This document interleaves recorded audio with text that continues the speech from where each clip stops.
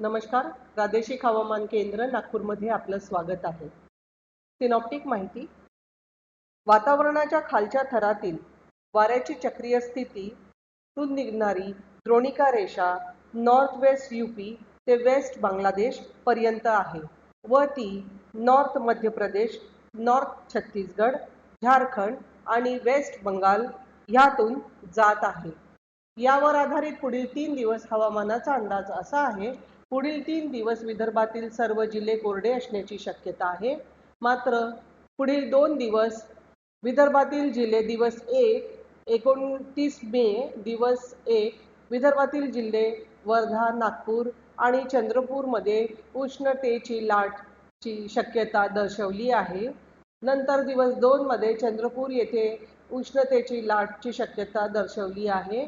दिवस 3 मध्ये कुठलीही धोक्याची सूचना नाही. स्थानिक शहर हवामानाचा अंदाज. येणारे 2 दिवस उष्णतेची लाट काही शहरांमध्ये दर्शवली आहे. नंतर दिवस 4 पासून 1 ते 2 शहरांमध्ये काही शहरांमध्ये वीज, मेघगर्जना, सोसाट्याच्या वाऱ्याची शक्यता आहे. कमाल तापमान. पुढील 24 तासापर्यंत प्रदेशात कमाल तापमानात कोणताही मोठा बदल होणार नाही. त्यानंतर प्रदेशात सुमारे 2 ते 3 डिग्री सेल्सिअसने कमाल तापमानात घट होण्याची शक्यता आहे.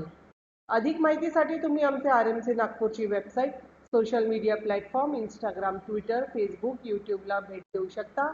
धन्यवाद.